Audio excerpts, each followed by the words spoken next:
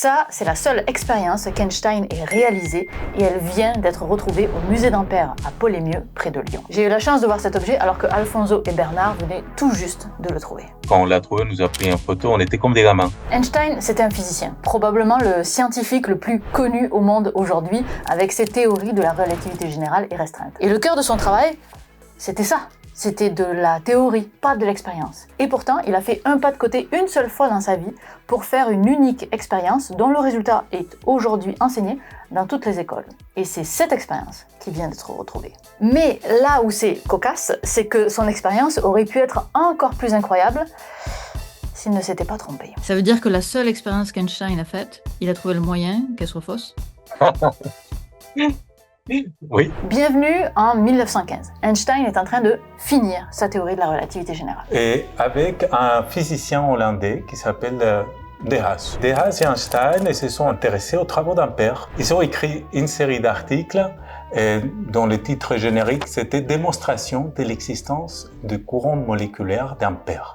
Bon alors, les courants moléculaires, c'est un nom qui n'est pas du tout adapté à notre compréhension d'aujourd'hui, mais au début des années 1800, quelques savants comme André-Marie Ampère commençaient à être convaincus que la matière était constituée de plein de petits éléments. Mais on ne savait pas encore qu'il y avait des atomes, qu'il y avait des noyaux, des électrons qui tournaient autour, etc. Tout ça, on ne savait pas. Mais à l'époque, Ampère a fait deux constatations qui sont, somme toute, assez simples.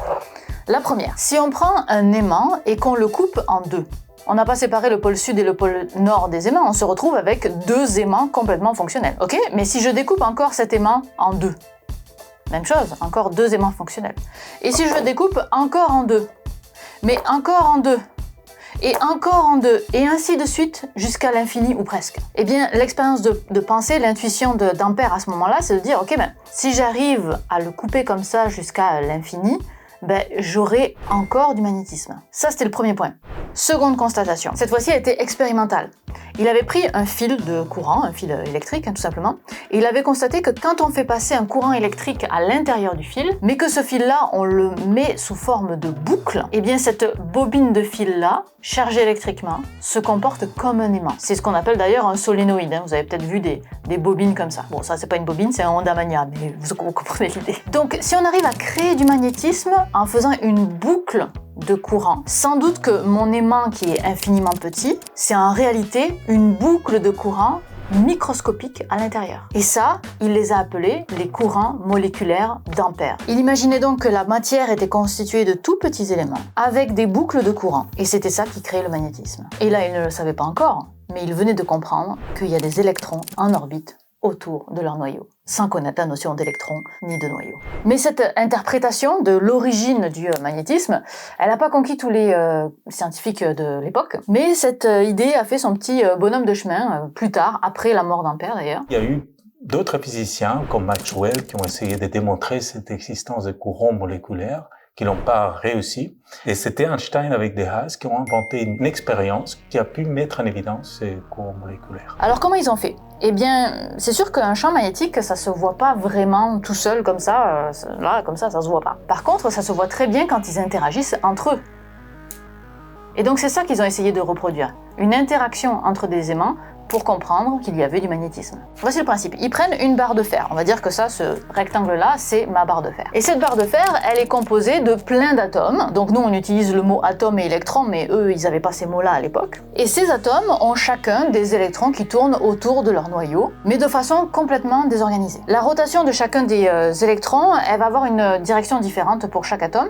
Et cette direction-là, je vais la représenter par une flèche.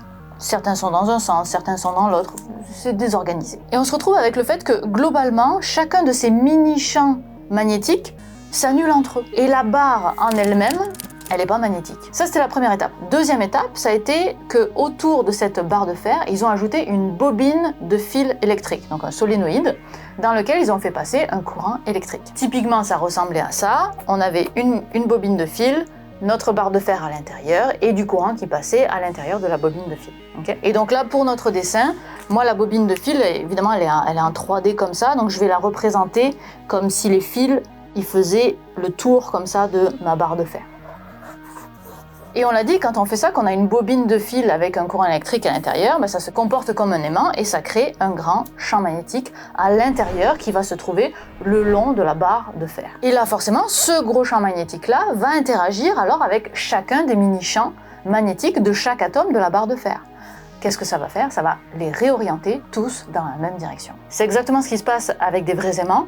Quand ils ne sont pas alignés, eh bien, dès qu'ils interagissent entre eux, ils s'alignent. C'est ce qui se passe ici. Et c'est ce réalignement-là, quand on est malin, que l'on peut détecter parce qu'il va créer un mouvement qui, lui, est visible à l'œil nu. Au même titre que quand on joue au billard, ou au billes dans mon cas, toute la translation de la boule initiale se transmet aux boules suivantes. Eh bien, la même chose se produit, non pas avec de la translation, mais avec de la rotation. Je vous montre. Ça, c'est quand mes collègues enseignants et moi-même ont répété une démonstration qu'on allait faire en cours le jour suivant. Vous voyez la roue qui tourne? Elle a une certaine quantité de rotation. Et quand Franck s'assoit et change l'orientation de la roue dans l'espace, ce changement de rotation crée une rotation de la chaise pour que, au total, la quantité de rotation dans l'espace n'ait pas bougé. Ça fait partie des lois de la physique classique, pas les plus faciles à comprendre, je vous l'accorde, et ça s'appelle la conservation du moment cinétique. Ça n'a pas forcément l'air très intuitif, pourtant c'est ça qui a rendu l'expérience de Einstein et de Haas possible. Donc là, on a dit que la présence du champ magnétique de la bobine avait aligné tous les mini-champs magnétiques de la barre de fer, mais en faisant ça, on a changé l'orientation de la rotation de chacun des électrons autour des noyaux. Alors pour compenser, comme avec la chaise, dans mon exemple avec la roue de vélo, c'est la barre de fer au complet qui va se mettre à pivoter sur elle-même. Pour compenser le fait qu'on a changé la rotation des mini-champs magnétiques qu'on avait à l'intérieur du matériau. Et la rotation totale de la barre de fer, ça on peut la voir. Mal, très très mal, parce que le mouvement il est infime. Donc ils ont dû amplifier ce mouvement de rotation là, et pour ça ils avaient deux méthodes. La première, ça a été de faire de la balançoire, si on veut, à la barre de fer, notamment en changeant le sens du courant dans le solénoïde. Donc là, vous savez, le courant il va dans un certain sens, et il crée un champ magnétique dans un sens. Mais si on inverse le sens du courant dans la bobine, eh bien on va avoir un champ magnétique qui va aller dans l'autre sens, et donc toutes les rotations ici vont se tourner dans l'autre sens, et ça va induire un pivot de la barre de fer dans l'autre sens. Donc on va pouvoir alterner comme ça le champ magnétique de la barre de fer pour pouvoir changer l'orientation des mini-champs magnétiques qui vont changer le fait que la barre de fer pivote dans un sens ou dans l'autre. Et donc en faisant ça pile à la bonne fréquence, c'est comme si on poussait une balançoire au bon moment. On peut amplifier le mouvement pour aller de plus en plus haut avec la balançoire ou de plus en plus de rotation avec notre barre de fer. La seconde technique, ça a été de mettre un petit miroir que vous voyez ici, sur lequel il projetait une lampe. Comme ça, quand la barre se mettait à tourner,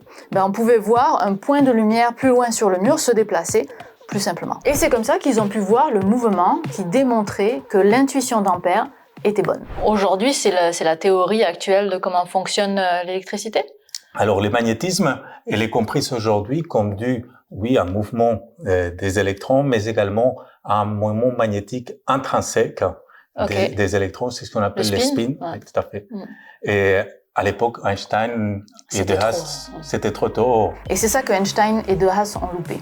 Leur expérience leur permettait de démontrer non seulement qu'il y a effectivement des charges en mouvement dans les matériaux, ce qu'ils ont fait, mais en plus que ces charges-là portent en elles une propriété magnétique intrinsèque qui est le spin de l'électron, et qui est fondamental dans la physique moderne d'aujourd'hui. Ce spin-là, c'est comme si les électrons étaient porteurs d'un petit aimant, pour faire très simple. Et le pire, c'est que leur expérience leur permettait de voir ce phénomène-là, mais ils ont ignoré le résultat de leur expérience. Parce que quand ils ont pris leurs mesures, ils les ont ensuite utilisées dans des équations mathématiques qui représentent le phénomène. Et pour respecter la théorie d'Ampère, il fallait qu'ils trouvent gamma égale 1. Pour les théories de physique, je suis en train de parler du rapport gyromagnétique, mais je ne rentrerai pas plus dans le détail. Pour notre histoire, on n'en a pas besoin. Et ils ont trouvé un gamma qui était égal à 1,2 lors de leur première expérience, puis 1,02 lors de la deuxième expérience, alors qu'ils voulaient 1. Et ils ont interprété ça comme de l'erreur expérimentale en fait, et ils n'y ont pas porté attention. Ils voulaient tellement que ça colle avec la théorie d'Ampère qu'ils se sont précipités dans leur interprétation. Sauf que la théorie d'Ampère, qui voulait que gamma égale 1, ne prenait pas en compte le spin intrinsèque de l'électron. La théorie était vraie, mais incomplète. Il ne fallait pas trouver gamma égale 1, il fallait trouver gamma égale 2. Et donc, ils auraient pu voir que ce qu'ils trouvaient n'était pas exactement comme la prédiction qu'ils avaient fait et qu'il fallait introduire quelque chose de plus qui aurait été le spin. Donc ils auraient pu amorcer la découverte du spin. Ils ont manqué ça, ils voulaient montrer avec tout leur enthousiasme qu'Ampère avait raison. Et donc, oui, Ampère avait partiellement raison, il manquait le spin. Comme quoi, même les grands physiciens, les grands scientifiques se font avoir par leurs propres préjugés. Donc ça, vous l'avez découvert il n'y a pas longtemps. Hein. C'était Madame de Haas, Ouais. Gertrude de Haas, qui était la femme de Monsieur de Haas et qui était physicienne aussi. C'est la première femme qui a fait une thèse sur les bruits électroniques. Ok. Avec le directeur de thèse, c'était rien d'autre que Lorentz. Ah oui, bon, ça va. Qui était son papa, en l'occurrence. Ah oui, d'accord, ok. Et donc... Elle n'avait pas le choix d'être physicienne. Un peu, c'est vrai. Et en fait, Madame de Haas, on ne sait pas par quel biais, a contacté le musée dans les années 70 pour nous offrir cette bobine avec un portrait d'Einstein et de Haas également, que nous avons dans le musée de l'époque. Elle a contribué, tu penses, à cette expérience? Alors, elle a fait des travaux avec son mari pour savoir pourquoi Maxwell, qui s'était intéressé également, Maxwell, des équations de Maxwell. Des grandes époques. Hein? Tous des grands de l'époque. Pourquoi Maxwell n'a pas pu détecter les courants moléculaires d'Ampère. Et en fait, dans ses travaux, il apparaît qu'il n'avait pas la sensibilité suffisante dans ces mesures. Ça, c'est un travail commun des deux de Haas, Madame et Monsieur de Haas. Et dans la correspondance, on peut regarder la correspondance entre Einstein et de Haas. Parfois, il écrivait à Madame aussi. Et à Madame, il parlait vraiment de physique. Elle était bien au courant de tout ça. Ouais. À l'époque, on sait comment sont les choses, quand Madame de Haas. Il a eu ses enfants, il a laissé un petit peu à côté de la physique, mais je pense qu'elle était bien derrière. Ouais. Si vous voulez aller voir cet objet et des modèles modernes interactifs de l'expérience d'Einstein de Haas, eh bien je vous mets l'adresse du musée d'Ampère dans la description. L'expérience sera visible à partir de mi-avril et vous pouvez déjà vous inscrire pour recevoir en primauté les horaires et dates pour des visites guidées dans le lien en description. Alors si vous êtes dans la région de Lyon ou de passage, ne la manquez pas. Un grand merci à Alfonso et à Bernard pour leur travail de recherche de l'objet, d'identification, d'authentification et de compréhension aussi. Et un merci tout particulier à Alfonso d'avoir pris le temps de m'expliquer tout le détail de la physique qui était derrière pour que je vous en fasse part.